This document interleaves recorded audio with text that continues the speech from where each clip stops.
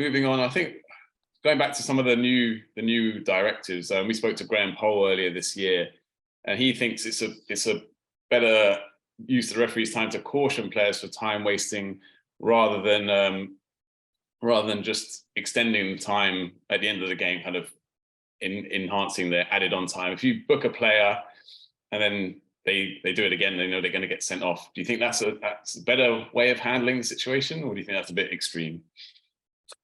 Well, I mean, it's a way of dealing with it for sure. But my argument, not actually argument, but my stance is that people come to see great players, great games, great tactics, great plays. They don't actually pay money to see Pete Walton refereeing a game of football, which is the way it should be. And if as a referee, I'm sending players from the field of play for what you've said there, time wasting or such, then I think whilst, yes, morally, you're on the high foot there, I think that the spectators, the game itself will go against referees to say, hey, what are you doing this for, rather than allowing that spectator to see a further 10 minutes of one of your greatest players. So there is a balancing act to be had, and I understand Graham's point. The law is quite specific in time wasting. So had and that includes me, by the way, had we been more assertive, in seasons past, we may not be where we are today. But we weren't, and we are where we are.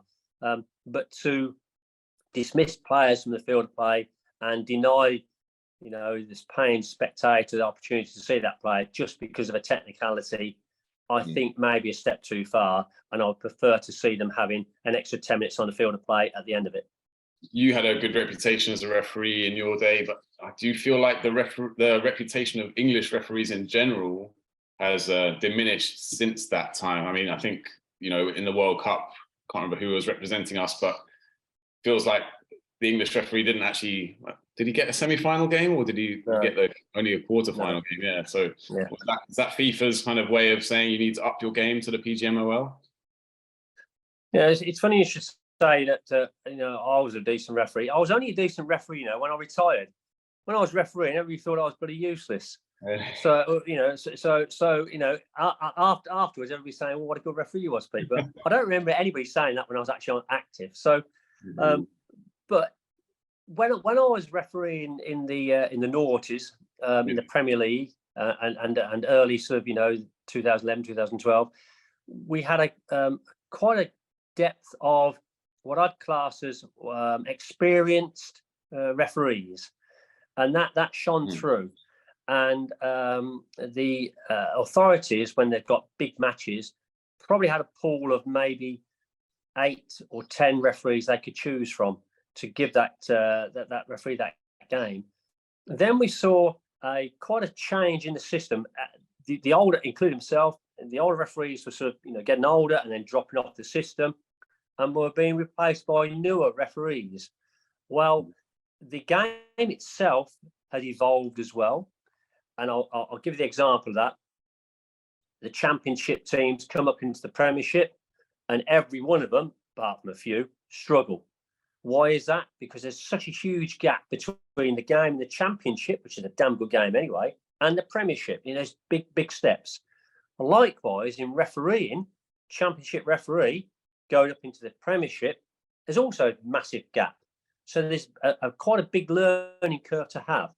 And when you're trying to replace a squad of aging referees with younger lads, you're going to get a dip because of the natural progression that's required and the experience that's not there. And I think we've gone through that, and we're beginning now to see a number of our match officials in the Premier League getting more experience, getting more comfortable with the situation and the game itself, and also the players and managers accepting them as well, because they're a known commodity. So I'd like to think that, yes, in my opinion, we did go through a bit of a dip, but we're beginning now to see that dip come away. And I'd like to think that we can go from strength to strength now. But like any team who are changing their style, changing their players, there's bound to be this learning process. And a team of match officials has done exactly the same thing in the last probably 5 or 6 years, and we're seeing that coming through now. So I'm hopeful that we'll see some world-class performances, not just from the 2 or 3 referees, but from a body of 8, 10, 12 referees. And I'm hopeful that in the next World Cup, we'll see a greater representation of English officials.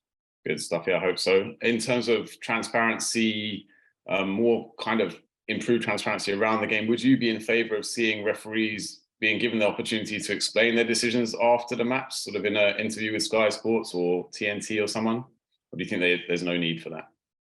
Well, the answer is yes. And when I was the general manager over in Major League Soccer in America, we introduced what they call a pool reporter's question post-match.